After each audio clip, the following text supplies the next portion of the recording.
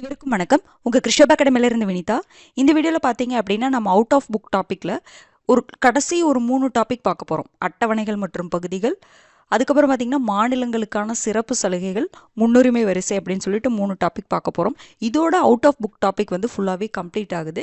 ஒன்று வரலாற்று பின்னணின்னு ஒன்று நம்ம கொடுத்துருப்போம். அது ஆல்ரெடி நம்ம பார்த்திங்கன்னா பாலிட்டியோடைய ஃபஸ்ட்டு கிளாஸ்லேயே நீங்கள் கிருஷப் அகாடமியில் போனீங்க அப்படின்னா பிளேலிஸ்ட்டுக்குள்ளே போனீங்கன்னா அதில் ஃபஸ்ட்டு டாப்பிக்கே உங்களுக்கு வரலாற்று பின்னணி தான் நம்ம எடுத்திருப்போம். அதை ஆல்ரெடி எல்லாருமே பார்த்துருப்பீங்கன்னு நினைக்கிறேன். பார்க்காதவங்க அதை பார்த்துக்கோங்க, ஓகேங்களா? மற்றபடி எல்லாமே இந்த வீடியோவோட அவுட் ஆஃப் புக் டாபிக் எல்லாமே கவர் ஆயிடுச்சு. பார்க்கலாங்களா? பாருங்கள்.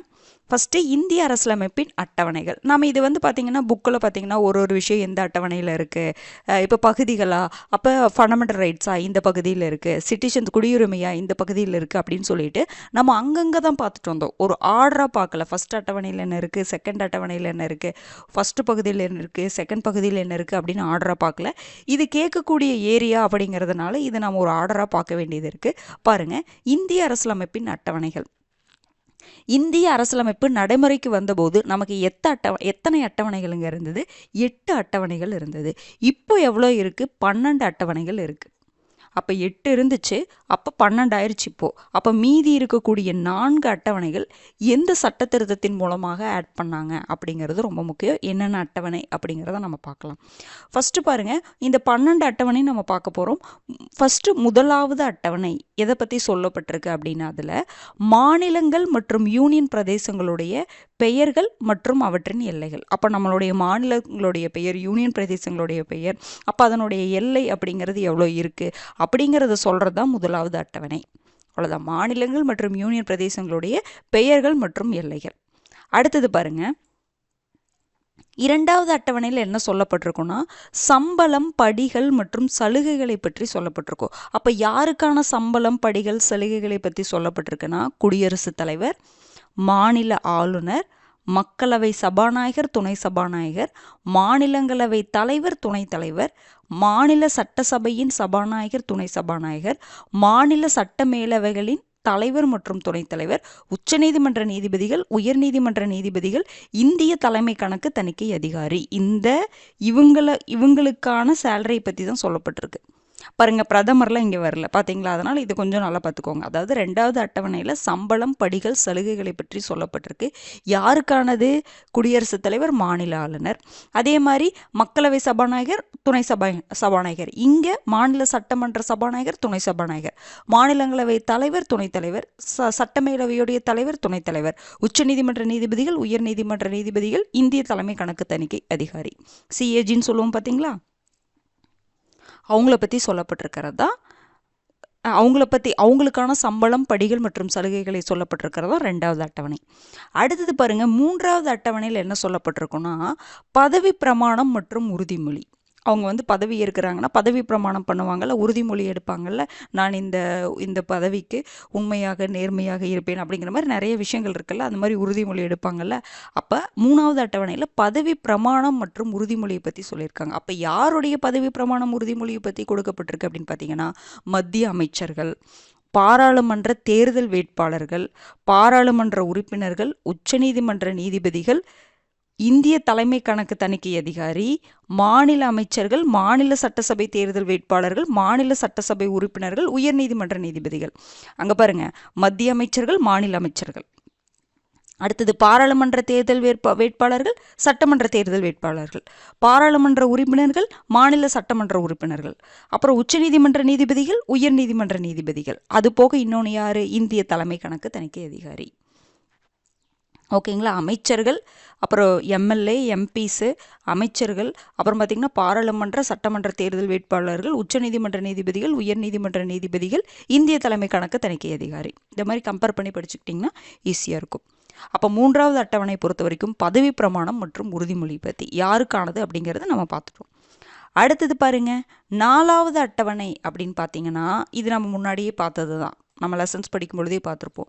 மாநிலங்களவையில் மாநிலம் மற்றும் யூனியன் பிரதேசங்களுக்கான இடங்கள். அப்போது ராஜ்யசபாவில் ஒவ்வொரு மாநிலத்துக்கும் ஒவ்வொரு யூனியன் பிரதேசத்துக்கும் எவ்வளோ சீட்டு இருக்குது, எவ்வளோ எண்ணிக்கையில் சீட்டு இருக்குது அப்படின்னு சொல்கிறது தான் நாலாவது அட்டவணை. நாலாவது அட்டவணை மாநிலங்களவையில் மாநிலம் மற்றும் யூனியன் பிரதேசங்களுக்கான இடங்கள். சரி, 5வது அட்டவணை என்ன சொல்லுதுன்னா, பட்டியலினத்தவர் மற்றும் பழங்குடியினர் பகுதிகள் இருக்கும். எல்லா மாநிலங்களையுமே பட்டியலினத்தவர் மற்றும் பழங்குடியினர் பகுதிகள் இருக்கும். அந்த பகுதிகளுடைய நிர்வாகத்தை பற்றி சொல்கிறது. யார் நிர்வாகம் பண்ணா, எப்படி யார் நிர்வாகம் பண்ணணும், எப்படி நிர்வாகம் பண்ணணும், அந்த மாதிரி சொல்லப்பட்டிருக்கிறது. பட்டியலினத்தவர் மற்றும் பழங்குடியினர் பகுதிகளுடைய நிர்வாகத்தை பற்றி சொல்கிறது 5வது அட்டவணை.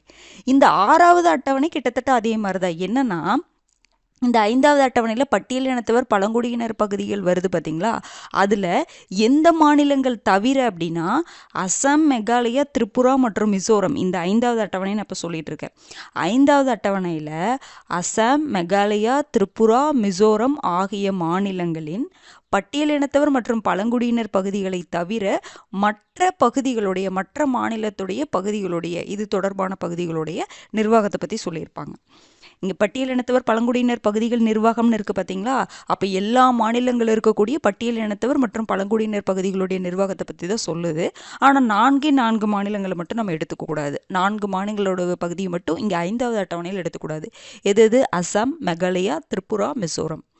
இப்போ 6வது அட்டவணையில் என்ன அப்படின்னு பார்த்தீங்கன்னா, இங்கே மிஸ் ஆச்சு பார்த்தீங்களா இந்த 4 மாநிலங்கள், அந்த 4 மாநிலங்களுடைய பழங்குடியின பகுதிகளின் நிர்வாகத்தை பற்றி சொல்லுது. அப்போ பாருங்கள், 6வது அட்டவணையில் பார்த்தீங்கன்னா வடகிழக்கு மாநிலங்களான அசாம், மேகாலயா, திரிபுரா, மிசோரம் ஆகிய மாநிலங்களில் உள்ள பழங்குடியின பகுதிகளுடைய நிர்வாகத்தை பற்றி சொல்லுது. புரிஞ்சிருச்சுங்களா? இது ரெண்டும் கம்பேர் பண்ணி படிச்சுக்கணும். இந்த 5வது அட்டவணை, 6வது அட்டவணை ரெண்டுமே பழங்குடியினர் பகுதிகளுடைய நிர்வாகம் தான். ஆனால் 5வது அட்டவணை அசாம், மேகாலயா, திரிபுரா, மிசோரம் தவிர 6வது அட்டவணை அசாம், மேகாலயா, திரிபுரா, மிசோரம் அந்த மாநிலங்களுக்கு மட்டும். ஓகேங்களா? அடுத்தது 7வது அட்டவணை. இது நமக்கு தெரிந்தது தான். என்னன்னா, மத்திய மாநில அரசுகளுக்கிடையேயான அதிகார பகிர்வினை பற்றி கூறக்கூடிய, அதிகார பகிர்வினை கூறும் பட்டியல்கள் இங்கே தான் இருக்கும். நம்ம பார்த்தோம்ல, மத்திய பட்டியல், மாநில பட்டியல், பொது பட்டியல் அப்படின்னு சொல்லிட்டு பார்த்தோம். ஞாபகம் இருக்குங்களா? அந்த கூட்டாட்சி படம் பார்க்கும்பொழுது நல்லாவே டீட்டெயிலாகவே பார்த்தோம். அந்த அதிகார பகிர்வை பற்றி எந்த அட்டவணையில் கொடுத்துருக்காங்கன்னா 7வது அட்டவணையில் கொடுத்துருக்காங்க. மத்திய பட்டியலில் இவ்வளோ இருக்குது, மாநில பட்டியலில் இவ்வளோ இருக்குது, பொது பட்டியலில் இவ்வளோ இருக்குது அப்படின்னு சொல்லப்பட்டிருக்கக்கூடிய பட்டியல்கள் எங்கே இருக்குது அப்படின்னா, அதிகார பகிர்வு எங்கே இருக்குன்னா 7வது அட்டவணையில் இருக்குது. அடுத்தது பாருங்க, 8வது அட்டவணை. 8வது அட்டவணையில் என்ன கொடுக்கப்பட்டிருக்கும்? அலுவலக மொழிகள் கொடுக்கப்பட்டிருக்கும். 8வது அட்டவணையில் அலுவலக மொழிகள், அங்கீகரிக்கப்பட்ட அலுவலக மொழிகள் கொடுக்கப்பட்டிருக்கும். முதல்ல 14 மொழிகள் இருந்திருக்கும் அங்கீகரிக்கப்பட்ட அலுவலக மொழிகள். அதுக்கப்புறம் இப்போ எவ்வளோ இருக்குன்னா 22 மொழிகள் இருக்குது. எது எப்பப்போ ஆட் பண்ணாங்க அப்படிங்கிறதெல்லாம் நம்ம பார்த்தோம்.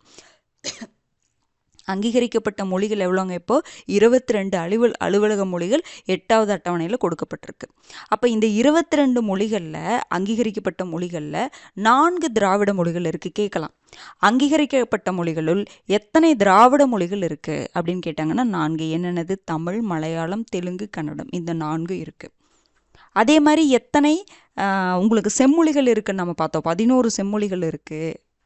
இங்கே 11 செம்மொழி, அதாவது அலுவலக மொழிகள் இன்னொரு கிளாசிஃபிகேஷன் தான் செம்மொழிகள் நம்ம பார்த்தோம். அப்போ செம்மொழிகளில் 11 இருக்குது, அலுவலக மொழிகளில் 22 இருக்குது. அப்போ இந்த அங்கீகரிக்கப்பட்ட அலுவலக மொழிகளில் எத்தனை திராவிட மொழிகள் இருக்குது?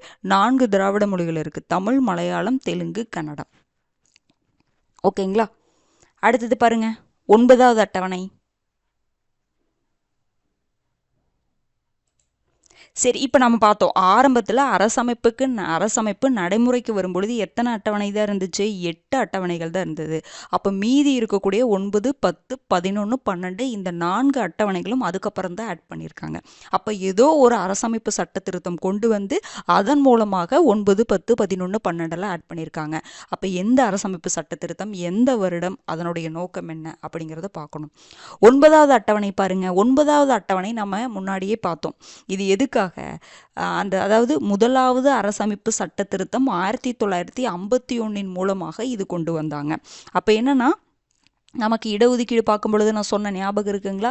இடஒதுக்கீடு தமிழகத்தில் பார்த்தீங்கன்னா அதாவது செண்பகம் துரைராஜன் அப்படிங்கிறவங்க பார்த்தீங்கன்னா ஒரு வழக்கு தொடுத்திருப்பாங்க. எதன் அடிப்படை? இடஒதுக்கீடு அப்படிங்கிறது மற்ற மாணவர்களுக்கு பாதிப்புக்குள்ளாகுது, இடஒதுக்கீடு அப்படிங்கிறது அடிப்படை உரிமைகளுக்கு மீறியதாக இருக்குது அப்படின்னு சொல்லிட்டு கேஸ் போடும் பொழுது உயர்நீதிமன்றமும் சரி, உச்சநீதிமன்றமும் சரி இடஒதுக்கீடு என்ன பண்ணிடுவாங்க? ரத்து பண்ணிடுவாங்க. அப்போ தமிழ்நாட்டில் நிறைய போராட்டங்கள் நடக்கும். ஏன்னா அரசமைப்பில் அடிப்படை உரிமைகள் அரசமைப்பில் என்னதுங்க எல்லாருமே சமம், யாரையும் பாகுபாடு காட்டக்கூடாது அப்படின்னு சொல்லிட்டு ஒரு அரசமைப்பில் கொடுக்கப்பட்டிருக்கு. அப்போது இடஒதுக்கீடு அப்படிங்கிறது அந்த அரசமைப்பை மீறின மாதிரி இருக்குது. அப்படிங்கும் பொழுது இது செல்லாது அப்படின்னு சொல்லிட்டு அவங்க சொல்லியிருப்பாங்க. அப்போ தான் என்ன பண்ணியிருப்பாங்க, அரசமைப்பை மீறினதுனால தான் இது செல்லாதுன்னு சொல்கிறாங்க. அப்போ நம்ம அரசமைப்பை திருத்தம் பண்ணலாம் அப்படின்னு சொல்லிட்டு தான் என்ன பண்ணுவாங்க, முதலாவது அரசமைப்பு சட்ட திருத்தம் 1951 கொண்டு வந்து என்ன பண்ணுவாங்க, இடஒதுக்கீடு அப்படிங்கிறத வந்து நமக்கு சரி இடஒதுக்கீடு முறையை என்ன பண்ணுவாங்க, அமல்படுத்துவாங்க.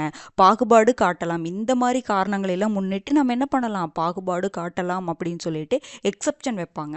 15வது ஆர்டிக்கல்லையும் ஆர்டிக்கல் 15 ஆர்டிக்கல் 16 என்ன பண்ணுவாங்க, எக்ஸப்ஷன் வைப்பாங்க. இடஒதுக்கீடு பார்த்தீங்கன்னா நான் சொல்கிறது உங்களுக்கு புரியும். நம்ம சமூக நீதி லெசன் பார்த்துட்டு வந்தவங்களுக்கு இல்லை படிச்சுட்டு வந்தவங்களுக்கு நான் என்ன சொல்ல வரேன்ட்டு புரியும். அப்போ என்ன பண்ணுவாங்கன்னா, இந்த ஆர்டிக்கல் 15 ஒரு கிளாஸையும் ஆர்டிக்கல் 16 ஒரு கிளாஸையும் என்ன பண்ணுவாங்க, சேர்த்துவாங்க. இந்த அரசமைப்பு முதலாவது அரசமைப்பு சட்ட திருத்தத்தின் மூலமாக ஆர்டிக்கல் 15லையும் 16லையும் என்ன பண்ணுவாங்க, இப்படி இதன் முன்னிட்டு நம்ம என்ன பண்ணலாம்னா பாகுபாடு காட்டலாம் அப்படிங்கிற மாதிரி ஒரு விதிவிலக்கை ஒன்று கொண்டு வருவாங்க. அப்போ இடஒதுக்கீடுக்கான ஒரு சட்டம் கொண்டு வந்துட்டு என்ன பண்ணுவாங்கன்னா, இன்னொன்று என்னென்னா அதை கொண்டு போய் 9வது அட்டவணையில் வச்சுருவாங்க. 9வது அட்டவணைன்னு ஒன்று புதுசாக கொண்டு வந்து இந்த முதலாவது அரசமைப்பு சட்ட திருத்தம் 1951 கொண்டு வந்து அது என்ன வச்சுருவாங்கன்னா 9வது அட்டவணையில் வச்சுருவாங்க. 9வது அட்டவணையை புதுசாக உருவாக்கி அதில் நம்மளோட இடஒதுக்கீடு முறை அப்படிங்கிறது கொண்டு போய் எங்கே வச்சுருவாங்க, 9வது அட்டவணையில் வச்சுருவாங்க. புரியுதுங்களா? அப்போ 9வது அட்டவணையில் ஒரு விஷயத்தை வச்சா அது தொடர்பாக என்ன பண்ண முடியாது, கேள்வி கேட்க முடியாது அப்படின்னு சொல்லி பார்த்தோம். பாருங்க, நிலச்சி அது போக பார்த்தீங்கன்னா இந்த நிலச்சீர்திருத்தம், நிலவரி, ஜமீன்தாரி ஒழிப்பு பற்றிய விதிமுறைகளையும் உச்சநீதிமன்றத்தின் நீதி மறு ஆய்வில் விலக்களிக்கப்பட்ட 284 சட்டங்களை பற்றியும் இது குறிப்பிடுது. அதுக்கப்புறம் பார்த்தீங்கன்னா உங்களுக்கு ஐயர் கோயிலோ வழக்கில் என்ன பண்ணியிருப்பாங்கன்னா, இந்த 9வது அட்டவணையில் உள்ள ஏதாவது ஒரு சட்டத்தை கொண்டு வந்து வச்சுருந்தாலும் அது என்ன பண்ணலாம், மறு ஆய்வு பண்ணலாம் அப்படிங்கிற மாதிரிலாம் வந்திருக்கும். ஆனால் நீங்கள் என்ன தெரிஞ்சுக்கணும், 9வது அட்டவணை முதலாவது அரசமைப்பு சட்ட திருத்தம் 1951 மூலமாக உருவாக்கினாங்க. அப்புறம் என்ன சொன்னாங்க, அந்த 9வது அட்டவணையில் ஒரு விஷயத்தை வச்சா அது தொடர்பாக கேள்வி கேட்க முடியாது அப்படிங்கிற மாதிரி ஒரு விஷயம் பின்னாடி ஆட் பண்ணியிருப்பாங்க. பின்னாடி வந்து நம்மளுடைய தமிழ்நாடு இடஒதுக்கீடு சட்டத்தை எங்கே கொண்டு போய் வச்சுருப்பாங்க, எங்கே கொண்டு போய் வச்சுருப்பாங்க. இந்த இது நான் சொல்கிறது இப்போ உங்களுக்கு புரியணும் அப்படின்னா கண்டிப்பாக நீங்கள் சமூக நீதி அந்த லெசனை பார்த்துருக்கணுங்க, அந்த இடஒதுக்கீடு படிச்சிருக்கணும். அப்போ தான் நான் என்ன சொல்ல வரேன்னு புரியுது. ஏன்னா நான் மேலோட்டமாக சொல்லிகிட்ருக்கேன், இது ஒரு பெரிய டாபிக் இடஒதுக்கீடு அப்படிங்கிறது. இப்போ நீங்கள் அட்டவணை பார்க்குறங்காட்டி நான் உங்களுக்கு ஒரு மேலோட்டமாக சொல்கிறேன். என்னது, முதலாவது அரசமைப்பு சட்ட திருத்தம் 1951 மூலமாக 9வது அட்டவணை வச்சாங்க. இந்த முதலாவது அரசமைப்பு சட்ட திருத்தம் அப்படிங்கிறது ஒரு இடஒதுக்கீடுக்கான ஒரு சட்ட திருத்தம் அப்படிங்கிற அளவில் மட்டும்தான் இங்கே என்னால் சொல்ல முடியும். ஏன்னா இதை ஃபுல்லாக சொல்லணும் அப்படின்னா மறுபடியும் இடஒதுக்கீடு எடுக்கிற மாதிரி இருக்கும். நீங்கள் இடஒதுக்கீடு ஒரு டைம் பார்த்துட்டு இதை நான் சொல்கிறத பார்த்தீங்கன்னா உங்களுக்கு புரியும். ஏன் வந்து 9வது அட்டவணையில் கொண்டு போய் வைக்கிறாங்க, தமிழ்நாடு இடஒதுக்கீடு சட்டத்தை என்ன பண்ணுவாங்க, கடைசியாக இங்கே தான் கொண்டு போய் வைப்பாங்க. இங்கே வைக்கும் பொழுது இது தொடர்பாக நீதிமன்றம் கேள்விக்குட்படுத்த முடியாது. அப்புறம் பிறகு அதையும் மாற்றியிருப்பாங்க, கேள்விக்குட்படுத்தலாம் அப்படின்னு சொல்லி கூட மாற்றிருப்பாங்க. அடுத்தது பாருங்கள், 10வது அட்டவணை பார்த்தீங்கன்னா இதுவும் நம்ம பார்த்தோம், தேர்தல் லெசனில் பார்த்தோம், தேர்தல் அரசியல் பிரதிநிதித்துவம் பார்த்தோம் இல்லைங்களா. அந்த லெசனில் என்ன சொல்லியிருப்பாங்க, 52வது அரசமைப்பு சட்ட திருத்தம் 1985 மூலமாக என்ன பண்ணாங்க, 10வது அட்டவணையை ஆட் பண்ணாங்க. இது எது தொடர்பான சட்டம், கட்சித்தாவல் தடை சட்டம். கட்சி தாவறாங்க பார்த்தீங்களா, அப்போ கட்சி தாவலை தடை செய்யக்கூடிய ஒரு சட்டம் தான் இந்த 10வது அட்டவணையில் இருக்குது. இது எப்போ ஆட் பண்ணாங்கன்னா 52வது அரசமைப்பு சட்ட திருத்தம் 1985 ஆட் பண்ணாங்க. அடுத்தது பாருங்கள், 11வது அட்டவணை 12வது அட்டவணை. இது நமக்கு நல்லா தெரிஞ்சது தான், ரெண்டுமே உள்ளாட்சி தொடர்பான அரசமைப்பு சட்ட திருத்தம். 73வது அரசமைப்பு சட்ட திருத்தம் 1992 மூலமாக 11வது அட்டவணையை சேர்த்திருப்பாங்க. அதில் என்ன பண்ணாங்க, இதில் என்ன வச்சுருக்காங்க, 11வது அட்டவணையில் பஞ்சாயத்துடைய அதிகாரங்கள் மற்றும் கடமைகளை சொல்லியிருப்பாங்க. பஞ்சாயத்தை பற்றி சொல்லியிருக்கிறது, ஓகேங்களா. அதில் பஞ்சாயத்துக்கான அதிகாரங்கள் கடமைகள் அப்படின்னு வரும்பொழுது 29 பணிகளை குறிப்பிட்டிருப்பாங்க. அதே மாதிரி 12வது அட்டவணை பார்த்தீங்கன்னா 74வது அரசமைப்பு சட்ட திருத்தம் 1992 மூலமாக ஆட் பண்ணிட்டு, இது எதற்கானது, நகராட்சிகளின் அதிகாரம் மற்றும் பணிகள். இது பஞ்சாயத்தில் 3 அடுக்கு பஞ்சாயத்து இருக்கும், ஓகேங்களா. கிராம பஞ்சாயத்து, ஊராட்சி ஒன்றியம், மாவட்ட பஞ்சாயத்துன்னு இருக்கும். நகராட்சிலையும் பார்த்திங்கன்னா பேரூராட்சி, மாநகராட்சி அப்படின்னு சொல்லி பார்ப்போம். பேரூராட்சி, மாநகராட்சி,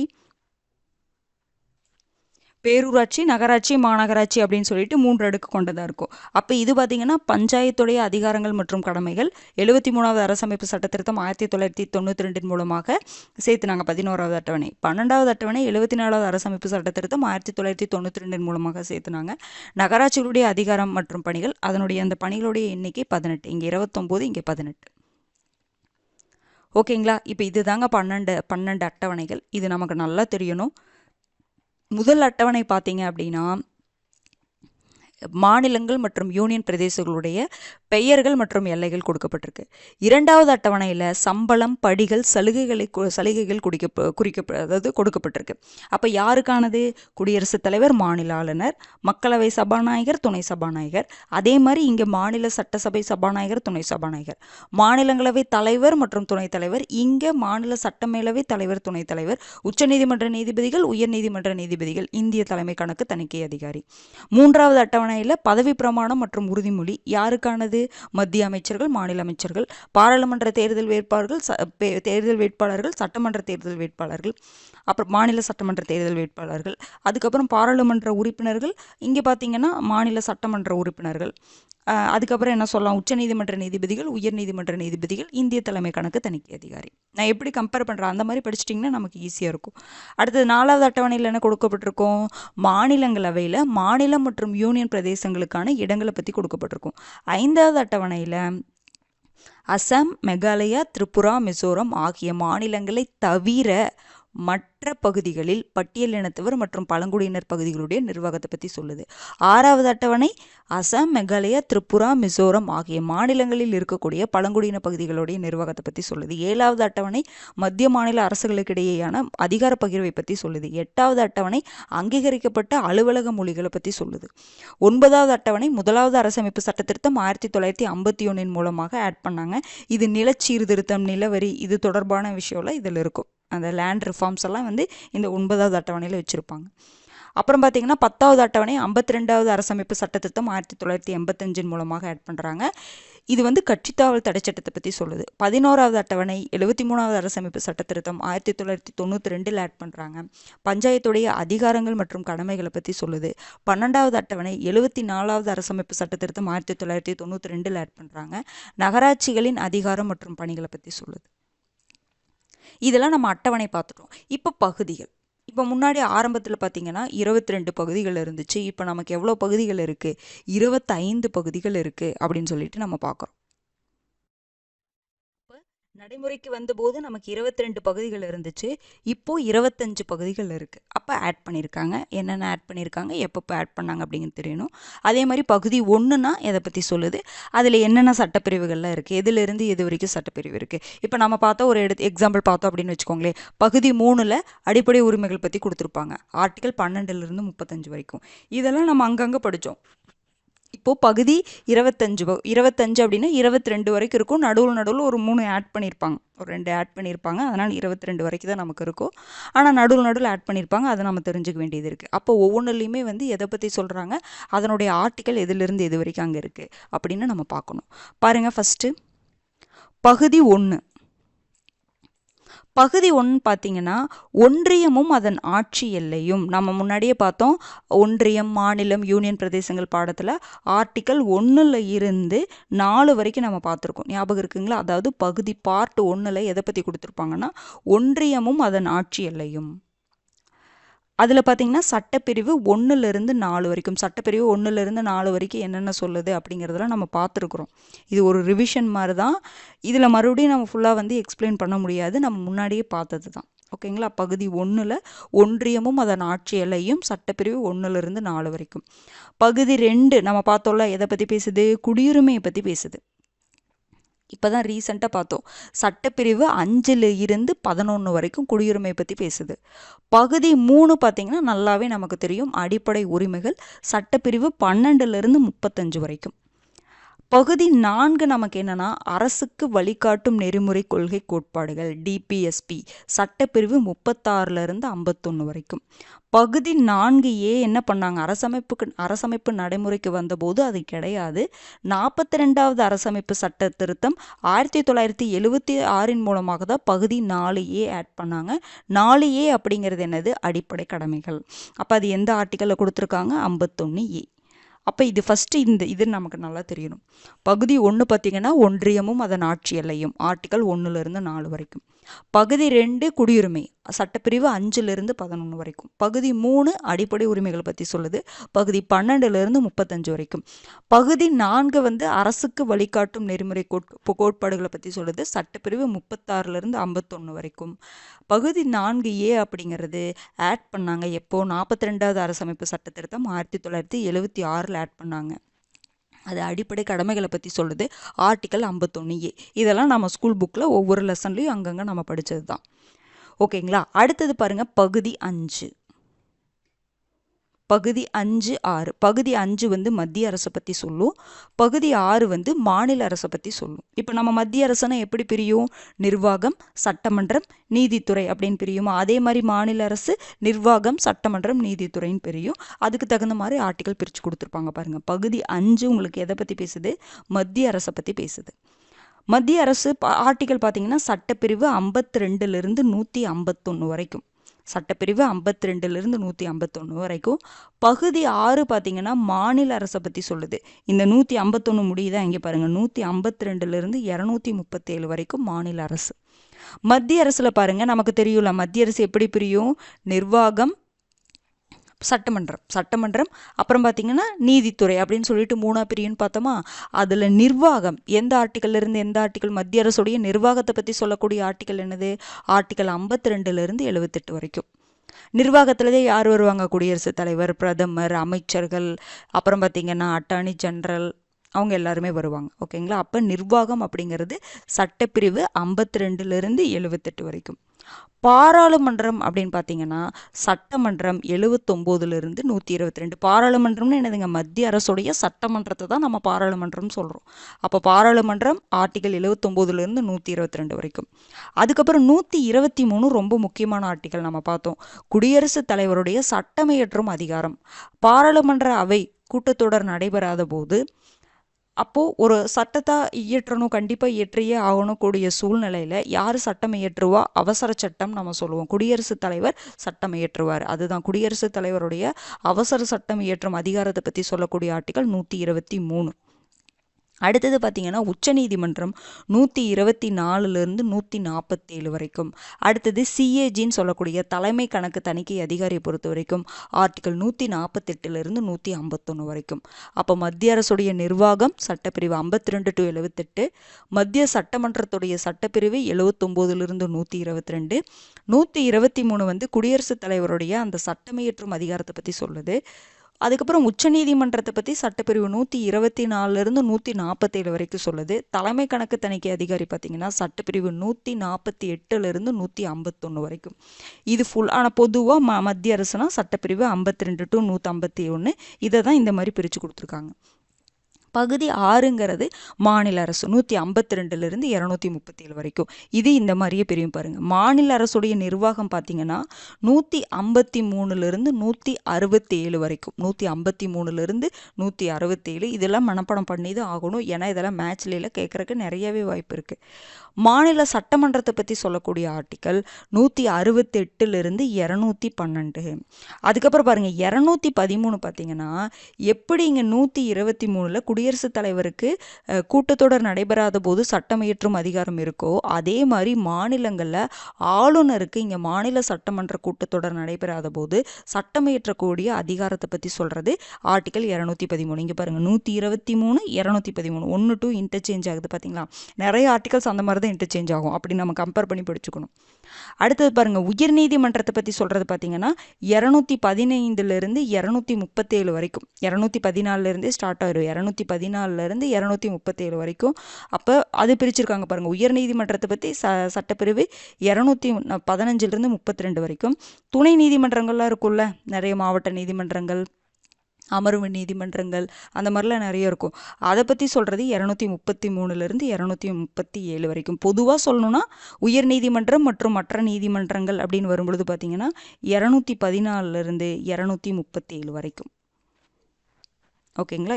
இதே தனியாக பிரிச்சிருக்காங்க, அவ்வளோதான். நிர்வாகம், மாநில நிர்வாகம் பார்த்திங்கன்னா சட்டப்பிரிவு 153லேருந்து 167, மாநில சட்டமன்றம் சட்டப்பிரிவு 168லேருந்து 212, ஆளுநருடைய சட்டம் இயற்றும் அதிகாரம் சட்டப்பிரிவு 213, உயர்நீதிமன்றம் மற்றும் மற்ற நீதிமன்றங்கள் 214லேருந்து 237, அதில் உயர்நீதிமன்றம் 215 to 232. அதுக்கப்புறம் பார்த்திங்கன்னா இங்கே 214 போட்டுக்கோங்க. சரிங்களா. இங்கே பாருங்கள், இங்கே 124, இங்கே 214, பார்த்தீங்களா, அப்படியே மாறுது. துணை நீதிமன்றங்கள் பார்த்தீங்கன்னா சட்டப்பிரிவு 233லேருந்து 237 வரைக்கும். அவ்வளோதான். இதுதான் பகுதி 5-6. ஃபஸ்ட்டு பகுதி 4A வரைக்கும் நல்லா படிச்சுட்டு அடுத்தது பகுதி 5-6 ரெண்டே கம்பேர் பண்ணி படிக்கணும். அடுத்தது பாருங்கள், பகுதி 7 என்ன பண்ணியிருப்பாங்கன்னா நீக்கியிருப்பாங்க.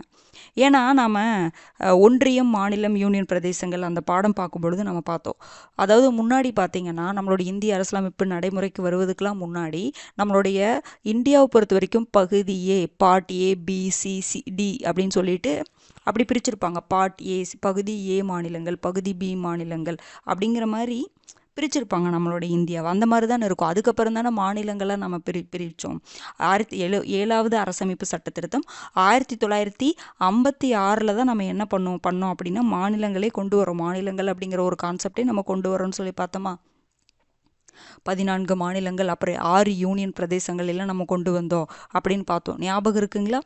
அப்போது இதில் என்ன பண்ணாங்கன்னா பகுதி 7 நீக்கிட்டாங்க. இந்த 7வது அரசமைப்பு சட்ட திருத்தம் 1956 நீக்கிட்டாங்க. என்னன்னா முதல் அட்டவணையில் இருக்கக்கூடிய பகுதி B மாநிலங்கள் இங்கே கொடுக்கப்பட்டிருக்கும்.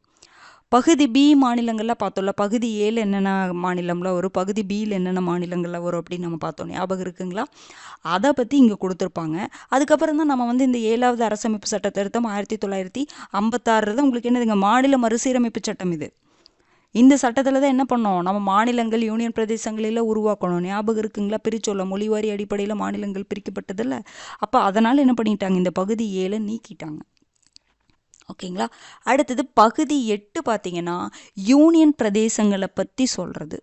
ஆர்டிக்கல் 239லேருந்து 242 வரைக்கும் யூனியன் பிரதேசங்களுடைய அந்த நிர்வாகத்தை பற்றி சொல்கிறது. பகுதி 8 சட்டப்பிரிவு 238 to 242. அட்டவணை 8யும் பகுதி 8யும் குழப்பிக்காதீங்க. புரிஞ்சுதுங்களா? அட்டவணை தனித்தனியாக 12 அட்டவணைகள் இருக்குது. பகுதிகள் 22 பகுதிகள் இருக்குது. அதுக்குள்ளே சட்டப்பிரிவுகள் இப்படி பிரிக்கப்பட்டிருக்கு. பகுதி 8யும் அட்டவணை 8ன்னு சொல்லிட்டு அந்த அலுவலக மொழிகள் கொடுக்கப்பட்டிருக்கும் அப்படின்னு நினச்சக்கூடாது. பகுதி 8 இது. யூனியன் பிரதேசங்கள் சட்டப்பிரிவு 239லேருந்து 242 வரை கொடுக்கப்பட்டிருக்கு. அடுத்தது பாருங்கள், பகுதி 9, பகுதி 9A. இது நமக்கு நல்லா தெரிஞ்சது தான். பகுதி 9, பகுதி 9A. இது பார்த்தீங்கன்னா என்னது, ஊராட்சி அமைப்புகளை பற்றி சொல்லியிருக்கும். இது நகராட்சி அமைப்புகளை பற்றி. இது ஊரக உள்ளாட்சி அப்படின்னு சொல்லலாம். ஊராட்சி அப்படிங்கிறத விட ஊரக உள்ளாட்சி அமைப்புகளை பற்றி சொல்லியிருக்கோம். அதுதான் கிராம பஞ்சாயத்து, ஊராட்சி ஒன்றியம், மாவட்ட பஞ்சாயத்து பற்றி சொல்கிறது. அதே மாதிரி பகுதி 9Aங்கிறது நகராட்சி. நகர்ப்புற உள்ளாட்சி அப்படின்னு சொல்லலாம். இது ஊரக உள்ளாட்சின்னு சொல்லலாம். இது நகர்ப்புற உள்ளாட்சி அமைப்புகள். நகர்ப்புற உள்ளாட்சி அமைப்புகள் என்னென்ன வரும், பேரூராட்சி, நகராட்சி, மாநகராட்சி. அப்போ ஊரக உள்ளாட்சி அமைப்புகள் எது வரும், கிராம பஞ்சாயத்து, ஊராட்சி ஒன்றியம், மாவட்ட பஞ்சாயத்து. உள்ளாட்சி அரசாங்கம் லெசன் எல்லாருமே படிச்சிருப்பீங்கன்னு நினைக்கிறேன். அதில் தான் இப்படி பிரிச்சிருப்பாங்க. ஊரக உள்ளாட்சி அமைப்புகள், நகர்ப்புற உள்ளாட்சி அமைப்புகள்னு பிரிச்சிருப்பாங்க. ஊரக உள்ளாட்சி அமைப்புகளை பகுதி 9 கொடுக்கப்பட்டிருக்கும். ஆர்டிகல் பார்த்தீங்கன்னா 243லேருந்து 243O. இது எதில் ஆட் பண்ணியிருப்பாங்க, 73வது அரசமைப்பு சட்ட திருத்தம் 1992. நம்ம பார்த்தோம்ல, 73வது அரசமைப்பு சட்ட திருத்தம் 1992 மூலமாக எந்த அட்டவணை ஆட் பண்ணாங்க, 11வது அட்டவணை ஆட் பண்ணாங்க. அதில் தான் என்ன பண்ணியிருப்பாங்க, பஞ்சாயத்துடைய அதிகாரங்கள், பணிகள் கொடுக்கப்பட்டிருக்குமா. அதே தான் இங்கே ஊராட்சி அமைப்புகள். பஞ்சாயத்துனாலும் ஒன்று தான், பஞ்சாயத்து அமைப்புனாலும் ஒன்று தான், ஊரக உள்ளாட்சி அமைப்புனாலும் ஒன்று தான். அப்போ 73வது அரசமைப்பு சட்ட திருத்தம் 1992 மூலமாக ஊரக உள்ளாட்சி அமைப்பு கொண்டு வந்தாங்க. என்ன பண்ணாங்க, 11வது அட்டவணையில் வச்சாங்க. அதனுடைய பணிகள் அதிகாரங்கள் எல்லாம் அங்கே வச்சாங்க. அதே மாதிரி ஊரக உள்ளாட்சியை பற்றி இங்கே சட்டப்பிரிவு 243 243 ஓல வச்சாங்க பகுதி 9ல். ஓகேங்களா. அப்போ பகுதி 9 ஏங்கிறது என்னது, நகர்ப்புற உள்ளாட்சி அமைப்புகளை பற்றி. அதனுடைய ஆர்டிகல் பார்த்தீங்கன்னா இந்த இடத்துல ஓல முடியுதா, இங்கே பீல ஸ்டார்ட் ஆகும். 243 பீலேருந்து 243 ZG வரைக்கும் உங்களுக்கு நகர்ப்புற உள்ளாட்சி அமைப்புகளை பற்றி சொல்லியிருக்காங்க. அப்போ நகர்ப்புற உள்ளாட்சி அமைப்புகள்னா அட்டவணையில் பார்த்தீங்கன்னா 12வது அட்டவணை எந்த சட்ட திருத்தத்தின் மூலமாக சேர்த்துனாங்க, 74வது அரசமைப்பு சட்ட திருத்தம் 1992 மூலமாக சேர்த்துனாங்க. அப்போ பகுதி 9 பகுதி 9A. பகுதி 9 ஊரக உள்ளாட்சி அமைப்புகள், பகுதி 9A நகர்ப்புற உள்ளாட்சி அமைப்புகள். ஊரக உள்ளாட்சினா 73வது அரசமைப்பு சட்ட திருத்தம் 11வது அட்டவணை, நகர்ப்புற உள்ளாட்சினா 74வது அரசமைப்பு சட்ட திருத்தம் 12வது அட்டவணை. அப்புறம் ஆர்டிகல் 243 243O, 243P 243 ZC. இன்னொன்று பாருங்க, பகுதி 9Bன்னு ஒன்று ஆட் பண்ணாங்க. அது எப்போ ஆட் பண்ணாங்கன்னா 97வது அரசமைப்பு சட்ட திருத்தம் 2011 மூலமாக ஆட் பண்ணாங்க. பகுதி 9B எப்பங்க ஆட் பண்ணுறாங்க, 97வது அரசமைப்பு சட்ட திருத்தம். கூட்டுறவு அமைப்புகளை பற்றி சொல்லக்கூடியதான் இந்த பகுதி 9B. இதனுடைய ஆர்டிகல் பார்த்தீங்கன்னா இங்கே ZG முடிஞ்சிருக்கு இல்லைங்களா, இங்கே ZHல இருந்து ZT வரைக்கும். அப்போது நீங்கள் பகுதி 4A வரைக்கும் ஒரு பார்ட்டை படிச்சுக்கணும், படிக்கிறப்போ ஈஸியாக இருக்கிறது. அடுத்தது பகுதி 5, 6 ஒரு பாட்டாக படிக்கணும். பகுதி 7ங்கிறத நீக்கிட்டாங்கல்ல, பகுதி 8 அதை நம்ம அந்த யூனியன் பிரதேசங்களை பற்றி சொல்லியிருக்காங்க, அதை தனியாக பார்த்துக்கணும். அடுத்தது பகுதி 9, 9A 9B சேர்த்து படித்து வச்சுக்கோங்க. அடுத்தது பாருங்க பகுதி 10. பகுதி 10 பார்த்தீங்கன்னா தாழ்த்தப்பட்டோர் மற்றும் பழங்குடியினருடைய அந்த பரப்பிடங்களை பற்றி சொல்லப்பட்டிருக்கிறது பகுதி 10. சட்டப்பிரிவு 244 244A வரைக்கும் பகுதி 10 தாழ்த்தப்பட்டோர் மற்றும் பழங்குடியினர் பரப்பிடங்கள். இது தனியாக நம்ம படிச்சுக்கணும். ஓகேங்களா. பகுதி 4A வரைக்கும் ஒரு பார்ட்டாக படிக்கணும். அதுக்கப்புறம் பகுதி 5, 6 தனியாக படிக்கணும். பகுதி 7 நீக்கிட்டாங்க, பகுதி 8 தனியாக படிச்சுக்கோங்க. பகுதி 9, 9A 9B ஒரு பார்ட்டாக படிச்சுட்டு பகுதி 10ங்கிறது ஒரு செப்பரேட்டாக தான் படிச்சாகணும், ஏன்னா அது லிங்க் ஆகிற மாதிரி இல்லை. அப்போ அதை படிச்சுக்கோங்க. அடுத்தது பகுதி 11, பகுதி 12. இதை நம்ம பார்த்தோம்ல, இது எதில் பார்த்தோம், கூட்டாட்சி பாடத்தில் பார்த்தோம். மத்திய மாநில உறவுகள், அதாவது பகுதி 11 பகுதி 12 இது ரெண்டையும் சேர்த்து பார்த்துக்கோங்க. பகுதி 11 என்ன அப்படின்னா மத்திய மாநில அந்த உறவுகள் இருக்குல்ல, அந்த மத்திய மாநில உறவுகளில் சட்டமையற்றும் உறவுகளையும் நிர்வாக உறவுகளையும் பற்றி சொல்லப்பட்டிருக்கும். மத்திய மாநில அரசுகளுடைய சட்டமையற்றும் அதிகாரம்லாம் என்னென்ன, அந்த சட்டமையற்றுவதில் அவங்களுக்கு என்னென்ன உறவுகள் இருக்குது, அதே மாதிரி மத்திய மாநில உறவுகளுடைய நிர்வாக உறவுகள் எப்படி இருக்குது அப்படிங்கிறது சொல்லப்பட்டிருக்கிறது பகுதி 11. பகுதி 12 என்னன்னா மத்திய மாநில அரசுகளுடைய நிதி உறவுகளை பற்றி சொல்லியிருக்கிறது பகுதி 12. நிதி சம்பந்தமாக ஃபுல்லாக பகுதி 12ல் சொல்லப்பட்டிருக்கும். அப்போ பாருங்க, பகுதி 11 மத்திய மாநில உறவுகள் தான், சட்டப்பிரிவு 245 263 வரைக்கும். அதில் சட்டமன்ற உறவுகளை பற்றி ஆர்டிகல் 245 55 வரைக்கும். நிர்வாக உறவுகள் பார்த்தீங்கன்னா சட்டப்பிரிவு 256 263 வரைக்கும். சட்டமன்ற உறவுகள் எப்படிங்க, சட்டப்பிரிவு 245 55, நிர்வாக உறவுகள் 256 63. இது பொதுவாக மத்திய மாநில உறவுகள். பகுதி 12ல் பார்த்தீங்கன்னா நிதி உறவுகளை பற்றி கொடுத்துருப்பாங்க. ஆர்டிகல் 264 300A வரைக்கும். 300A ஞாபகம் இருக்குங்களா, சொத்துரிமை ஃபஸ்ட்டு அடிப்படை உரிமையாக வச்சுருப்பாங்க. அதுக்கப்புறம் என்ன பண்ணாங்க, அதை சட்டப்பிரிவு 300Aல கொண்டு வந்து ஒரு நார்மலான ஒரு சட்ட உரிமையாக வச்சுருவாங்க. ஞாபகம் இருக்குங்களா, அதுதான். அப்போ இது ஃபுல்லாகவே நிதி உறவுகளை பற்றி சொல்கிறது, நிதி சம்பந்தமான விஷயங்களை சொல்கிறது பகுதி 12. நிதி, சொத்து, ஒப்பந்தங்கள், வழக்குகள். பாருங்க, நிதியை பற்றி சொல்கிறது சட்டப்பிரிவு 264 291. கடன் பெறுதல், இதெல்லாம் கூட பெருசாக தேவையில்லை. சட்டப்பிரிவு 264 300A வரைக்கும் நிதி சம்பந்தமாக சொல்லப்பட்டிருக்குன்னு பார்த்துட்டு, இந்த சொத்துரிமை அப்படிங்கிறது 300A அப்படிங்கிறது நமக்கு தெரியும். ஆனால் இது ரொம்ப முக்கியம், சட்டமன்ற உறவுகளை பற்றி சொல்லக்கூடிய ஆர்டிக்கல், நிர்வாக உறவுகள் பற்றி சொல்லக்கூடிய ஆர்டிக்கல், இது ரெண்டு கம்பேர் பண்ணி பார்த்துக்கோங்க. அடுத்தது பாருங்க, பகுதி 13 அப்படிங்கிறது என்னன்னா வணிகம், வர்த்தகம் மற்றும் இந்திய எல்லைக்குட்பட்ட உறவுகள். இப்போ நீங்கள் பகுதி 12 பார்க்கும்பொழுது பகுதி 12ல் என்னதுங்க, நிதி சம்பந்தமாக சொல்லியிருக்காங்கல்ல. அப்போ அதை ரிலேட் பண்ணோன்னா இதை வணிகத்துக்கு யூஸ் பண்ணிக்கலாமா, நிதிங்கிறது நம்ம அதாவது நான் ஒரு லிங்க் பண்ணுறதுக்காக அதை சொல்கிறேங்க. நிதியை நம்ம என்ன பண்ணிக்கலாம், வணிகத்துக்கு யூஸ் பண்ணிக்கலாமா? அப்போ அடுத்த பகுதி, நிதிக்கு அடுத்த பகுதி எதை பற்றி வருது, வணிகத்தை பற்றி வருதுன்னு ஞாபகம் வச்சுக்கோங்க. அப்போ பகுதி 13 பார்த்தீங்கன்னா வணிகம், வர்த்தகம் மற்றும் இந்திய எல்லைக்குட்பட்ட உறவுகளை பற்றி சொல்லுது. ஆர்டிகல் 301 307 வரைக்கும். அப்போ பகுதி 11, 12, 13 தொடர்ந்து ஞாபகம் வச்சுக்கோங்க. பகுதி 11 மத்திய மாநில உறவுகள், அதில் சட்டமியற்றும் அதிகாரத்தையும் அதுக்கப்புறம் நிர்வாக உறவுகளையும் சொல்லியிருப்பாங்க. அடுத்தது பகுதி 12 நிதி சம்பந்தமானதெல்லாம் சொல்லியிருப்பாங்க. பகுதி 13 நிதிக்கு அடுத்தது வர்றதுனால வணிகத்தை பற்றி சொல்லியிருக்காங்க. ஓகேங்களா?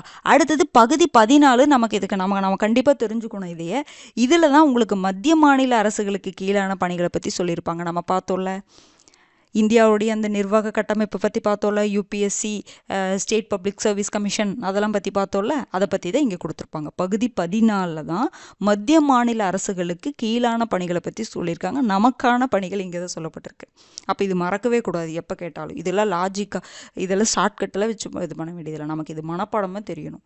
மத்திய மற்றும் மாநில அரசுகளுக்கு கீழான பணிகளை பற்றி 308 323 வரைக்கும் கொடுத்துருக்காங்க. அதில் மத்திய மாநில அரசு பணிகளை பற்றி 308 314 என்னென்ன பணிகள் இருக்குது அப்படிங்கிற மாதிரிலாம் 308 314 வரைக்கும். அதுக்கப்புறம் தேர்வாணையங்களை பற்றி, மத்திய அரசு பணியாளர் தேர்வாணையமாக இருந்தாலும் சரி, மாநில அரசு பணியாளர் தேர்வாணையமாக இருந்தாலும் சரி, அதனுடைய அதிகாரம், அதனுடைய உறுப்பினர்களுடைய அந்த எண்ணிக்கை, அதனுடைய பணிகள் என்ன அப்படிங்கிறது எல்லாமே மத்திய மற்றும் மாநில அரசு பணியாளர் தேர்வாணையத்தை பற்றி ஆர்டிகல் 315 323 வரைக்கும் கொடுத்துருக்காங்க. அப்போ பகுதி 14 தான் தேர்வாணையங்களை பற்றி கொடுத்துருக்காங்க. அது நல்லா ஞாபகம் வச்சுக்கணும். பகுதி 14 மத்திய மற்றும் மாநில அரசுகளுக்கு கீழான பணிகள், சட்டப்பிரிவு 308 323 வரைக்கும்.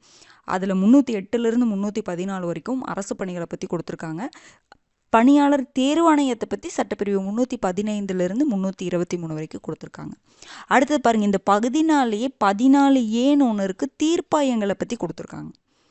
தீர்ப்பாயங்களுடைய ஆர்டிகல் பார்த்தீங்கன்னா 323A 323B வரைக்கும் தான். இது ஆட் பண்ணியிருப்பாங்க. இப்போ ஏன்னு வந்துட்டாவே இது என்னதுங்க, ஏபி அப்படின்னு வந்தாவே ஆட் பண்ணியிருக்காங்கன்னு அர்த்தம். எப்போ ஆட் பண்ணாங்கன்னா, ஃபண்டமெண்டல் ரைட்ஸ் ஆட் பண்ணாங்க, ஃபண்டமெண்டல் டியூட்டிஸ் ஆட் பண்ணாங்கல்ல, அடிப்படை கடமைகளை. அப்போ தான் 42வது அரசமைப்பு சட்ட திருத்தம் 1976 மூலமாக தான் பகுதி 4ஐயும் ஆட் பண்ணியிருக்காங்க, பகுதி 14Aவையும் ஆட் பண்ணியிருக்காங்க, பகுதி 14Aவையும் ஆட் பண்ணியிருக்காங்க. பகுதி 14A அப்படிங்கிறது தீர்ப்பாயங்களை பற்றி சொல்கிறது. பகுதி 9B எதை பற்றி சொல்லுது, கூட்டுறவு அமைப்புகளை பற்றி சொல்லியிருக்கும். ஓகேங்களா? அப்போ நீங்கள் எதை ஞாபகம் வச்சுக்கணும், பகுதி 14 தனியாகவே ஞாபகம் வச்சுக்கலாம். பகுதி 14A மட்டும் அதுவும் செப்பரேட்டாக தான் ஞாபகம் வச்சுக்கணும். தீர்ப்பாயங்களை பற்றி சொல்லுது. அடுத்தது பாருங்கள், பகுதி 15 இதெல்லாம் நம்ம பார்த்துருக்குறோம். பகுதி 15 அப்படிங்கிறது என்னது, எலெக்ஷன் பற்றி சொல்கிறது. நம்ம இதெல்லாம் அப்போ படிக்கும் பொழுதே நம்ம நல்லா பார்த்தோம். பகுதி 15 தேர்தல்கள் பற்றி சொல்லுது. சட்டப்பிரிவு 324 329 வரைக்கும் தேர்தல்களை பற்றி சொல்லுது. அப்போ பகுதி 14 நமக்கு பகுதி 14 14A தெரியும், 15 தெரியும். இது வரைக்கும் நம்ம பார்த்துட்டோமா? அடுத்தது பகுதி 16 பார்த்தீங்கன்னா சில வகுப்பினர் தொடர்பான சட்ட வழிமுறைகள் மற்றும் சிறப்பு சலுகைகள், அதை பற்றி சொல்கிறது. 330 342A வரைக்கும் சில வகுப்பினருக்கான சட்ட வழிமுறைகளையும் சிறப்பு சலுகைகளை பற்றி சொல்கிறது. அடுத்தது இது லைட்டாக பார்த்துக்கோங்க. அடுத்தது என்னென்னா பகுதி 17 இது ரொம்ப ரொம்ப முக்கியமானது. ஆட்சி மொழியை பற்றி சொல்கிறது. நம்மளுடைய ஆட்சி மொழி என்ன அப்படின்னு சொல்கிறது தான் மத்திய ஆட்சி மொழி என்ன, மாநிலத்தில் என்ன மொழியை பயன்படுத்தலாம் ஆட்சி மொழி அப்படிங்கிற மாதிரி சொல்கிறது தான் பகுதி 17. ஆர்டிகல் 343 351 வரைக்கும். அதாவது அலுவலக மொழிகளை பற்றி நம்மளுடைய ஷெட்யூல் எங்கே கொடுத்துருக்காங்க, 8வது அட்டவணையில் கொடுத்துருக்குறாங்க. அப்போ பகுதி 17 ஆட்சி மொழி பற்றி சொல்லியிருக்கு. ஆர்டிகல் 343 351 வரைக்கும். இதில் மத்திய அரசுடைய மொழி அதை பற்றி சொல்கிறது 343 to 344. மண்டல மொழிகள் அதாவது மாநில மொழிகள் சட்டப்பிரிவு 345 347. அப்புறம் உச்சநீதிமன்றத்தில் உயர்நீதிமன்ற மொழிகளை பற்றி சொல்கிறது சட்டப்பிரிவு 348 to 349. சிறப்பு கட்டளைகள் பற்றி சொல்கிறது அது எந்த மொழியில் இருக்கணும் அப்படின்னு சொல்கிறது 350 to 51. நீங்கள் தெரிஞ்சுக்க வேண்டியது பகுதி 17 ஆட்சி மொழி பற்றி சொல்லுது, சட்டப்பிரிவு 343 351. இதில் இது பிரித்து கூட பார்த்துக்கோங்க, ஏன்னா சில டைம் அப்படி கேட்டாங்கன்னா என்ன பண்ணுறது. ஓகேங்களா? இதை லைட்டாக தெரிஞ்சு வச்சுக்கோங்க. மத்திய அரசின் மொழி, மண்டல மொழிகள், உச்சநீதிமன்ற உயர்நீதிமன்ற மொழிகள். எது எந்தெந்த ஆர்டிக்கல்ல இருந்து எது வரைக்கும் அப்படின்ட்டு பார்த்துக்கோங்க. அடுத்தது பகுதி 18 நமக்கு தெரியுமே, என்னதுங்க, நெருக்கடி கால சட்டமுறைகள். அந்த அவசர காலத்தில் அந்த நிதி அவசர நிலை, தேசிய அவசர நிலை, மாநில அவசர நிலை அப்படின்னு பார்க்குறோம்ல, அது அறிவிப்பதற்கான அதிகாரம் யாருக்கு இருக்குது? குடியரசுத் தலைவருக்கு இருக்குது அப்படின்னு பார்க்குறோம்ல, அதை பற்றி சொல்லியிருக்கிறதா பகுதி 18. நெருக்கடி கால சட்டமுறைகள், அவசர கால சட்டமுறைகள், ஆர்டிகல் 352 360 வரைக்கும், 352 360 வரைக்கும், 352 356 360 தேசிய அவசர நிலை, மாநில அவசர நிலை, நிதி அவசர நிலை அப்படின்லாம் பார்த்தோம், ஞாபகம் இருக்குங்களா? அப்போ இது பகுதி 18. அடுத்தது பகுதி 19 பார்த்தீங்கன்னா பல்வகைப்பட்டவைகள், மிஸ்செலேனியஸ் அப்படின்னு மாதிரி சொல்லுவோம். இது லைட்டாக பார்த்துக்கோங்க, 361 367 வரைக்கும். அடுத்தது பகுதி 20 ரொம்ப ரொம்ப முக்கியம், அரசமைப்பு சட்ட திருத்தத்தை பற்றி சொல்கிறது. இது நமக்கு தெரியும், ஆர்டிகல் 368 அரசமைப்பு சட்ட திருத்தத்தை பற்றி சொல்கிறது. அடுத்தது பகுதி 11 பார்த்தீங்கன்னா தற்காலிக இடைநிலை மற்றும் சிறப்பு சலுகைகளை பற்றி சொல்கிறது, 369 392. அதுக்கப்புறம் பகுதி 22 பார்த்தீங்கன்னா குறுந்தொலைப்பு, தொடக்கம், அங்கீகரிக்கப்பட்ட இந்தி சொற்கள், திரும்ப பெறப்பட்ட விதிகள், இது எல்லாமே இங்கே இருக்கும். 393 395. நம்ம அரசியலமைப்பு நடைமுறைக்கு வந்தபோது எத்தனை ஆர்டிக்கல் இருந்தது? 395 ஆர்டிக்கல் இருந்துச்சு. இப்போ கிட்டத்தட்ட 470 ஒரு இடத்துல இருக்கும், 448 இருக்கும். 448 கூட நம்ம ஃபிக்ஸ் பண்ணோம், ஞாபகம் இருக்குங்களா? அப்போ எப்படிங்க, அப்போ இன்னும் 395லேயே இருக்குன்னா நமக்கு நடுவில் தானே ஆட் பண்ணாங்க. ஆர்டிக்கல் 51A ஆட் பண்ணாங்க. அப்புறம் 243 பாருங்க எவ்வளோ இருக்குது, 7 இருந்து H வரைக்கும்லாம் இருக்குது, நம்ம பார்த்தோம்ல. அப்போ நடுவில் தான் ஆட் பண்ணியிருக்காங்க. அதே மாதிரி பாருங்கள், இங்கே பகுதி இப்போ 22 தான் இருக்குது. கொண்டு வரும்பொழுது 22 பகுதிகள் தான் இருந்தது, இப்போ 25 பகுதிகள் இருக்குன்னு சொல்கிறோம். ஆனால் 25 இங்கே வரலன்னு பார்க்கக்கூடாது, ஏன்னா நம்ம நடுவில் ஆட் பண்ணியிருக்கோம். பகுதி 4A ஆட் பண்ணோம், பகுதி 9B ஆட் பண்ணோம், பகுதி 9A ஆட் பண்ணோம், பகுதி 14A ஆட் பண்ணோம். அப்போ நடுவில் சேர்த்துறாங்க. ஓகேங்களா? அவ்வளோதான். அப்போது இதில் என்னென்ன, பகுதி 15 நமக்கு நல்லாவே தெரியும், தேர்தல்கள். பகுதி 16 லைட்டாக பார்த்துக்கோங்க. பகுதி 17 ரொம்ப முக்கியம், ஆட்சி மொழி பற்றி பேசுகிறது. பகுதி 18 நமக்கு தெரிஞ்சது தான், நெருக்கடி கால சட்டமுறைகளை பற்றி சொல்கிறது. பகுதி 19 லைட்டாக பார்த்துக்கோங்க. பகுதி 20 ரொம்ப முக்கியம், அரசியலமைப்பு சட்டத்திருத்தம். 21 22 லைட்டாக பார்த்துக்கிட்டா போதுமானது. ஏன்னா இதெல்லாம் மேட்ச்சில் கொடுத்து கேட்டாங்கன்னா நமக்கு தெரியணும். அப்போ பகுதி 1ங்கிறது ஒன்றிய மதன் ஆட்சி எல்லையும், சட்டப்பிரிவு 1 to 4. பகுதி 2ங்கிறது குடியுரிமை, சட்டப்பிரிவு 5 to 11. பகுதி 3 அடிப்படை உரிமைகள், சட்டப்பிரிவு 12 to 35. பகுதி 4 அரசுக்கு வழிகாட்டும் நெறிமுறை கொள்கை கோட்பாடுகள், சட்டப்பிரிவு 36 to 51. பகுதி 4A அடிப்படை கடமைகள், சட்டப்பிரிவு 51A. 42வது அரசமைப்பு சட்டத்திருத்தம் 1976 ஆட் பண்ணுறாங்க. பகுதி 5 மத்திய அரசு, ஆர்டிகல் 52 151 வரைக்கும். பகுதி 6 மாநில அரசு, ஆர்டிகல் 152 237 வரைக்கும். பகுதி 7 கேன்சல் பண்ணிட்டாங்க, 7வது அரசமைப்பு சட்டத்திருத்தம் 1956. பகுதி 8 யூனியன் பிரதேசங்கள், 239 242. பகுதி 9 73வது அரசமைப்பு சட்டத்திருத்தம் 1992 ஆட் பண்ணாங்க. ஊரக உள்ளாட்சி அமைப்புகள், இந்த இடத்துல சேஞ்ச் பண்ணிக்கோங்க, ஊரக உள்ளாட்சின்னு போடுங்க, அப்போதான் அது கரெக்டான வேர்டாக இருக்கும். சட்டப்பிரிவு 243 243. அடுத்தது பகுதி 9A பார்த்தீங்கன்னா 74வது அரசமைப்பு சட்டத்திருத்தம் 1992 ஆட் பண்ணுறாங்க. நகர்ப்புற உள்ளாட்சி அமைப்புகள், சட்டப்பிரிவு 243P 243ZC வரைக்கும். பகுதி 9B பார்த்தீங்கன்னா 97வது அரசமைப்பு சட்டத்திருத்தம் 2011 மூலமாக ஆட் பண்ணுறாங்க. கூட்டுறவு அமைப்புகள், சட்டப்பிரிவு 243ZH 243ZT வரைக்கும்.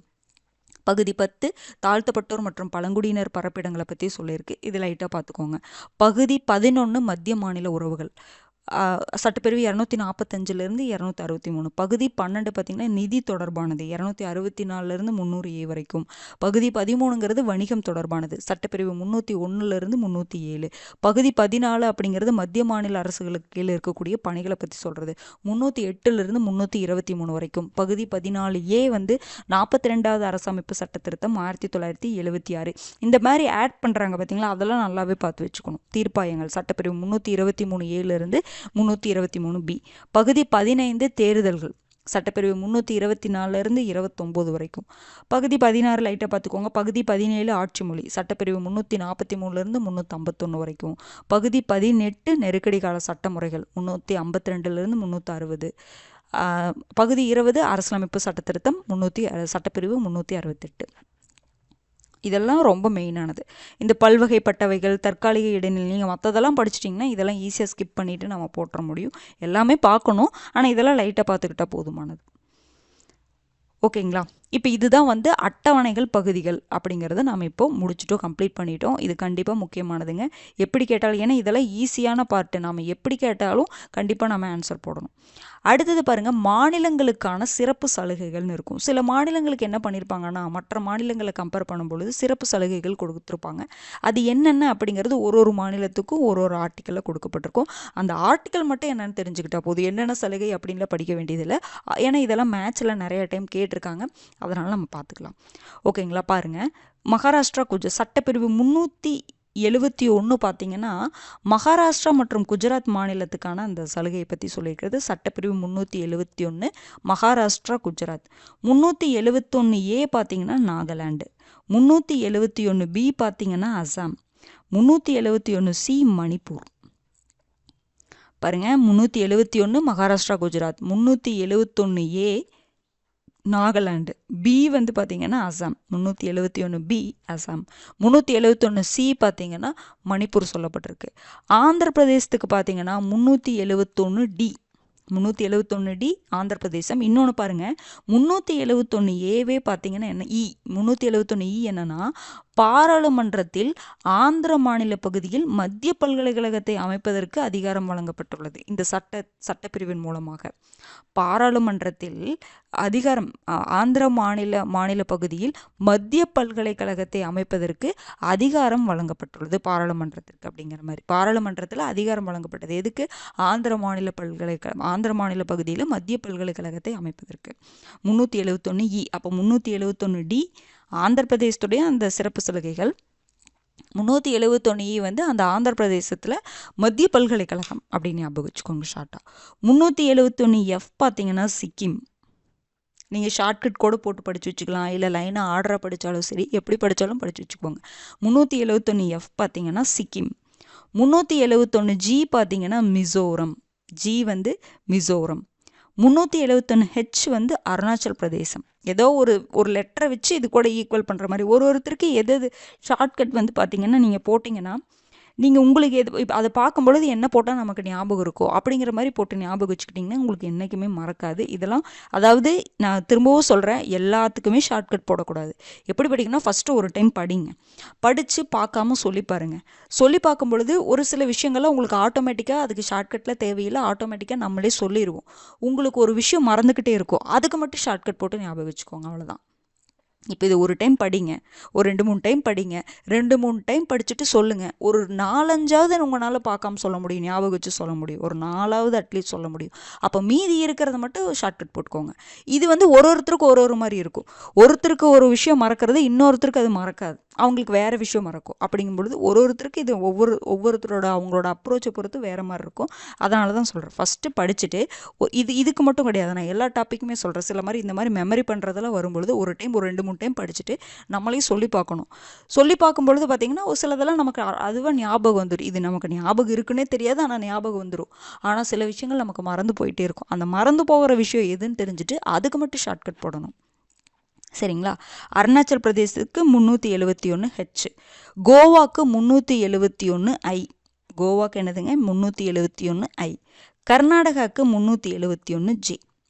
இப்போ நான் சொல்லும் பொழுது இப்போ 2-3 டைம் சொல்கிறேன்னா அப்போவே உங்களுக்கு ஒரு 2-3வது மைண்டில் நிற்கிற மாதிரி இருக்கும். அப்புறம் நீங்கள் படிக்கும்பொழுது இன்னும் ஒரு 2-3 உங்கள் மைண்டில் நின்றோம். அதுக்கப்புறம் நீங்கள் ஷார்ட்கட் போட்டுக்கலாம். எடுத்த உடனே இது இப்படி இருக்கேன்னு சொல்லிட்டு எல்லாத்துக்குமே ஷார்ட்கட் போடாதீங்க, அப்படி போட வேண்டாம். ஏன்னா எத்தனை ஷார்ட்கட் நம்ம போட்டு ஞாபகப்படுத்த முடியும்? எது மறக்குதோ அதுக்கு மட்டும் நம்ம ஷார்ட்கட் போட்டுக்கணும். சட்டப்பிரிவு பாருங்கள், 371 மகாராஷ்டிரா குஜராத், 371A பார்த்தீங்கன்னா Nagaland, 371B Assam, 371C Manipur, 371D வந்து ஆந்திர பிரதேஷ், 371E வந்து ஆந்திர பிரதேசத்தில் மத்திய பல்கலைக்கழகத்தை அமைப்பதற்கு அதிகாரம். அப்போ இது ரெண்டு உங்களுக்கு இப்போ நான் சொல்லும் பொழுதே நீங்கள் கேட்டிங்கல்ல, இது ரெண்டும் மறக்காது, கண்டிப்பாக மறக்காது. 371D 371E மறக்காது. சிக்கிம் 371F, 371G பார்த்தீங்கன்னா மிசோரம், 371H வந்து அருணாச்சல் பிரதேசம், அருணாச்சல் பிரதேசம், 371I கோவா, 371J கர்நாடகா. ஓகேங்களா? இதை நோட் பண்ணி வச்சுக்கோங்க. நோட்ஸ் வந்து சார் கண்டிப்பாக அனுப்புவாங்க. Out of book topic note வந்து நம்மளுடைய டெலிகிராம் குரூப்பில் சார் அனுப்புவாங்க. நீங்கள் இதை லைட்டாக இப்போ நான் சொல்லவே இந்த இடத்துல இதெல்லாம் நீங்கள் நோட் பண்ணி வச்சுக்கோங்க.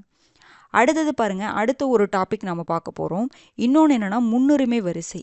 இது என்ன அப்படின்னு பார்த்தீங்கன்னா, ஒரு சில போஸ்டெல்லாம் கொடுத்துட்டு பதவிகள்லாம் கொடுத்துட்டு முன்னுரிமையின்படி வரிசைப்படுத்துக அப்படின்னு சொல்லிட்டு. அப்போ நிறைய இருக்குது. நமக்கு குடியரசுத் தலைவர் போஸ்ட் இருக்குது, பிரதமர் இருக்குது, அட்டார்னி ஜெனரல் இருக்காங்க, உச்சநீதிமன்ற நீதிபதிகள் இருக்காங்க. அப்போ அவங்களுடைய அந்த ஆர்டர் ஆஃப் பிரசிடென்ஸ் நமக்கு தெரியணும். யாரை விட அதிகாரமிக்கவர்கள், எந்த பணியை விட உயர்ந்தது, அப்படி அதுதான் ஆர்டர் ஆஃப் பிரசிடென்ஸ் நம்ம சொல்கிறோம் பாருங்கள். அப்போ முன்னுரிமை வரிசை இதில் கிட்டத்தட்ட 26 இருக்குது. நம்ம 26ஐயும் படிக்க வேண்டியதில் ஒரு ஃபஸ்ட்டு ஒரு 10 நல்லா தரவாக படிச்சுக்கணுங்க. அது போக இன்னும் சேர்த்து படிக்கணும்னா ஒரு 15 நல்லா படிச்சுக்கணும். அதை படிச்சுட்டு மீதியெல்லாம் லைட்டாக ரீட் பண்ணிக்கிட்டால் போதுமானது. ஏன்னா நமக்கு இப்போ எல்லாமே கலந்து கொடுத்துருவாங்க. இப்போ முன்னாள் ஜனாதிபதிகள், துணை பிரதமர், முதலமைச்சர், அட்டார்னி ஜெனரல், உயர்நீதிமன்ற நீதிபதிகள் இப்படின்னு கொடுத்துட்டு இது முன்னுரிமையின்படி வரிசைப்படுத்துகன்னு கொடுத்துருப்பாங்க. அப்போ நம்ம அதுக்கு தெரியணும். அப்படிங்கிறதுக்காக தான் ஒரு ஃபஸ்ட் 10 நல்லா படிச்சுக்கணும். ஓகேங்களா? ஆர்டரை தெரியணும். இவங்களுக்கு அப்புறம் இவங்க தான் அப்படிங்கிற அந்த ஆர்டர் நமக்கு தெரியணும். ஃபஸ்ட்டு 10 நல்லா தெரியணும். ஃபஸ்ட்டு 15 கொஞ்சம் ஓரளவுக்கு தெரிஞ்சுக்கோங்க. அதுக்கப்புறம் இருக்கிறதெல்லாம் லைட்டாக பார்த்துக்கிட்டா போதுமானது. அப்படியே பின்னாடி இருந்து கேட்டாலும் நம்ம என்ன பண்ணிக்கலாம், மற்றதெல்லாம் ஏன்னா முன்னாடி இருக்கிறத மெயினாகவங்களாம் இருப்பாங்க, அதை வச்சு நம்ம என்ன பண்ணிக்கலாம், ஸ்கிப் பண்ணி போட்டுக்கலாம். ஆனால் ஒரு ஃபஸ்ட்டு 15 நல்லா படித்து வச்சுக்கோங்க. அது போக 26 வரைக்கும் உங்களுக்கு நோட்ஸ் கொடுக்கும் பொழுது சார் வந்து அனுப்புவாங்க. ஆனால் நீங்கள் வந்து என்ன பண்ணிக்கோங்க, 15 நல்லா படிச்சுக்கோங்க, மற்றதெல்லாம் லைட்டாக ரீட் பண்ணிக்கோங்க. ஏன்னா எல்லாத்தையும் படிக்கிறது அப்படிங்கிறது ஒரு மாதிரி இருக்கும், அதெல்லாம் கேட்குறதும் கிடையாது.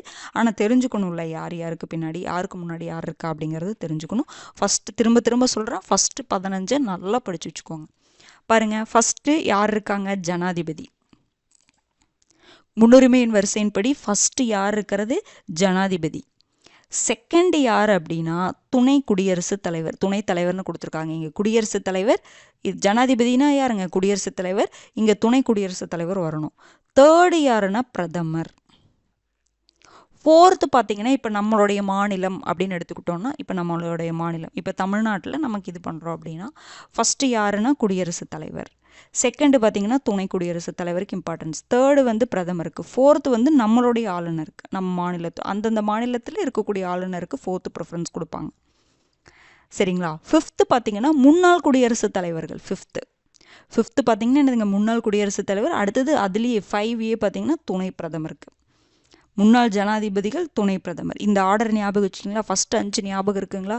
குடியரசுத் தலைவர், துணை குடியரசுத் தலைவர், பிரதமர் 3வது, 4வது பார்த்தீங்கன்னா அந்தந்த மாநிலங்கள் இருக்கக்கூடிய அந்தந்த மாநில ஆளுநர், 5வது பார்த்தீங்கன்னா முன்னாள் ஜனாதிபதிகள். 5A உங்களுக்கு யார் இருக்கா, துணை பிரதமர் இருக்காங்க. அடுத்தது பாருங்க, 6வது இந்திய தலைமை நீதிபதியும் மக்களவை சபாநாயகரும் இருக்காங்க. பாருங்க, இந்திய தலைமை நீதிபதியும் மக்களவை சபாநாயகரும் 6வது இடத்துல. 7வது பார்த்தீங்கன்னா ஒன்றியத்துடைய அமைச்சரவை அமைச்சர்கள், கேபினெட் அமைச்சர்கள் இருக்காங்கல்ல, அவங்களாம் 7வது பிளேஸில். அதுக்கப்புறம் அந்தந்த மாநிலத்துடைய முதலமைச்சர்கள். இப்போ நம்ம மாநிலம்னு எடுத்துட்டோம்னா நம்ம மாநிலத்துடைய முதலமைச்சரை வந்து 7வது இடத்துல நம்ம வச்சுக்குவோம். நம்ம மாநிலத்தில் இப்போ நம்ம தமிழ்நாட்டில் இருக்கோம். தமிழ்நாட்டில் அந்த ஆர்டர் ஆஃப் பிரசிடென்ஸ் கேட்குறாங்க அப்படின்னா 7வது யார் வருவாங்க, நம்ம தமிழ்நாட்டுடைய சிஎம் வருவாங்க. ஓகேங்களா? மற்ற மாநில சிஎம்லாம் இதுக்குள்ளே எடுக்க மாட்டோம் நம்ம தமிழ்நாட்டில் சொல்லும் பொழுது. ஓகேங்களா? அப்போ தத்தம் மாநிலங்களின் முதலமைச்சர்கள் வந்து 7வது இடத்துல வர்றாங்க. திட்ட கமிஷனுடைய துணைத் தலைவர் பாருங்கள், நித்தி ஆயோக்குடைய துணைத் தலைவர் வந்து இங்கே வராங்க. முன்னாள் பிரதமர்கள் 7வது இடத்துல தான் வர்றாங்க. மாநிலங்களவை மற்றும் மக்களவை எதிர்க்கட்சி தலைவர்கள், அமைச்சரவை அமைச்சர்களும் மாநிலங்களவை மக்களவை எதிர்க்கட்சி தலைவர்களும் இங்கே தான் இருக்காங்க. அந்த அமைச்சரவை அமைச்சர்கள் கூட தான் மாநிலங்களுடைய அந்த முதலமைச்சரும் இருக்காங்க. அந்தந்த மாநிலத்துடைய முதலமைச்சர் 7வது இடத்துல இருக்காங்க. 7A பாருங்க, இது ரொம்ப முக்கியங்க. இதெல்லாம் கன்ஃபியூஸ் பண்ணி வைக்கலாம். பாரத ரத்னா விருது பெற்றவர்கள் 7Aல இருக்காங்க. 7வதுல A பிளேஸில் பாரத ரத்னா விருது பெற்றவங்களாம் இருக்காங்க. 8வது பிளேஸில் பார்த்தீங்கன்னா காமன்வெல்த் நாடுகளுடைய சிறப்பு தூதர்கள் மற்றும் உயராணியர்கள் இந்தியாவிற்கு அங்கீகாரம் பெற்றவர்கள். இது கூட நீங்கள் பார்க்க வேணாம். என்ன பார்க்கணும்? மாநில முதலமைச்சர்கள் தங்கள் மாநிலங்களுக்கு வெளியே. இப்போ தமிழ்நாட்டில் எடுத்துட்டோம் அப்படின்னா நம்ம முதலமைச்சருக்கு நம்ம என்ன 7th பிளேஸ் கொடுக்குறோம், மற்ற முதலமைச்சர்களுக்கு 8th பிளேஸ் கொடுப்போம். வேறு மாநிலம் எடுத்துக்கிட்டாங்கன்னா, இப்போ கேரளா எடுத்துக்கிட்டாங்கன்னா அவங்க 7வது பிளேஸில் என்ன பண்ணுவாங்க, அவங்க கேரளாவோடையும் சீஃப் மினிஸ்டருக்கு ஃபஸ்ட்டு 7வது ப்ரிஃபரன்ஸ் கொடுப்பாங்க. 8வது ப்ரிஃபரன்ஸ் தான் மற்ற மாநில சிஎம்க்கு. என்ன சொல்ல வராங்கன்னு புரியுது? தங்கள் மாநிலங்களுக்கு வெளியே. அடுத்தது மாநில ஆளுநர்கள் தங்கள் மாநிலங்களுக்கு வெளியே. அப்போ நம்மளுடைய அந்த மாநிலத்துடைய ஆளுநருக்கு என்னதுங்க 4வது ப்ரிஃபரன்ஸே கொடுத்துருப்பாங்க, நம்ம பார்த்தோம். அப்போ 8வதுல மற்ற மாநிலங்களுடைய முதலமைச்சர்களையும் மற்ற மாநிலங்களுடைய ஆளுநருக்கும் ப்ரிஃபரன்ஸ் கொடுக்கறது 8வது. 9வது பார்த்திங்கன்னா உச்சநீதிமன்ற நீதிபதிகள். இவங்களுக்கு அப்புறம் தான் 9வது யார் வர்றாங்க? உச்சநீதிமன்ற நீதிபதிகள். 9A பார்த்திங்கன்னா ஒன்றிய பொது சேவை ஆணையத்தின் தலைவர். பாருங்கள், தலைமை தேர்தல் ஆணையர், இந்திய தலைமை கணக்கு தணிக்கையாளர். இதெல்லாம் ரொம்ப முக்கியம். பாருங்கள், தலைமை தேர்தல் ஆணையர் எங்கே வராங்க? உச்சநீதிமன்ற நீதிபதிகளுக்கு அப்புறம் தான் 9Aல. தலைமை தேர்தல் ஆணையரும் இந்திய தலைமை கணக்கு தணிக்கையாளரும் ஒரே இடத்துல இருக்காங்க. அடுத்தது பாருங்க, 10 மாநிலங்களவையுடைய துணைத் தலைவர், மக்களவையுடைய துணை சபாநாயகர் இங்கே தான் இருக்காங்க. மாநிலங்களவையுடைய துணைத் தலைவர், மக்களவையுடைய துணை சபாநாயகர், மாநிலங்களுடைய துணை முதலமைச்சர்கள் இங்கே இருக்காங்க. திட்டமிடல் ஆணையத்தின் இதெல்லாம் தேவையில்லை. ஒன்றியத்தின் மாநில அமைச்சர்கள் இங்கே இருக்காங்க. தேசிய பாதுகாப்பு ஆலோசகர் இங்கே இருக்காங்க. நீங்கள் இதை நல்லா பார்த்துக்கோங்க. மாநிலங்களவையின் துணைத் தலைவர், மக்களவையின் துணை சபாநாயகர் 10வது பிளேஸில் இருக்காங்க. மாநிலங்களவையின் துணைத் தலைவர், மக்களவையின் துணை சபாநாயகர்.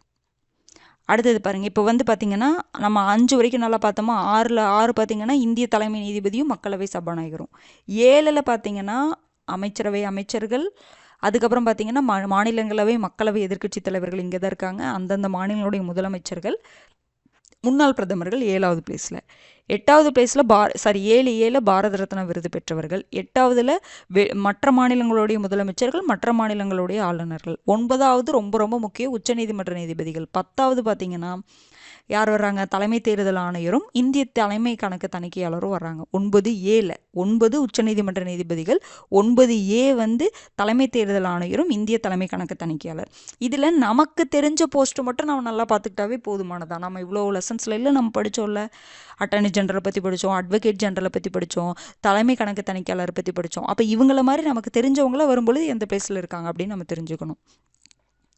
10ல் பார்த்திங்கன்னா மாநிலங்களவையின் துணைத் தலைவர், மக்களவையின் துணை சபாநாயகர் இங்கே இருக்கிறாங்க. அடுத்தது பாருங்கள், 11 பார்த்திங்கன்னா அட்டார்னி ஜெனரல் இங்கே தான் வராங்க. பாருங்கள், அட்டார்னி ஜெனரல்னால் யாருங்க? மத்திய அரசுடைய தலைமை வழக்கறிஞர் 11வது பிளேஸுக்கு வராங்க. இந்தியாவின் அட்டார்னி ஜெனரல். அப்புறம் இதெல்லாம் பாருங்கள், தத்தம் யூனியன் பிரதேசங்களுக்கான துணைநிலை ஆளுநர்கள் இங்கே தான் வராங்க. இந்தியாவின் அட்டார்னி ஜெனரலும் தத்தமது யூனியன் பிரதேசங்களுக்கான துணைநிலை ஆளுநர்கள். மற்றவங்களாம் பெருசாக பார்க்க வேண்டியதில்லை, முக்கியமானவங்கள மட்டும் பார்த்துக்கிட்டா போதும். 12 அப்போ அவங்களாம் முக்கியம் இல்லையா அப்படின்லாம் கேட்காதீங்க. நான் சொல்கிறேன், முக்கியமானவங்கன்னா நான் என்ன மீனிங்கில் சொல்ல வரேன் அப்படின்னா, நமக்கு தெரிஞ்சவங்க, நமக்கு ஒரு ஃபெமிலியராக இருக்குல்ல.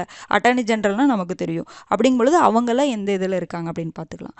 அடுத்தது பாருங்கள், 12வதுல பார்த்தீங்கன்னா ஃபுல்லாகவே இந்திய இராணுவத்தின் ஜெனரல், இந்திய விமானப்படையுடைய ஏர் சீஃப் மார்ஷல், இந்திய கடற்படையின் அட்மைரல், அதாவது முப்படையுடைய தலைவர்கள். இந்திய இராணுவத்துக்கு அந்த ஜெனரல் நம்ம சொல்லுவோம், இந்திய விமானப்படையின் ஏர் சீஃப் மார்ஷல், இந்திய கடற்படையுடைய அட்மைரல்லாம் பார்த்திங்கன்னா 12வது பிளேஸில் இருக்காங்க.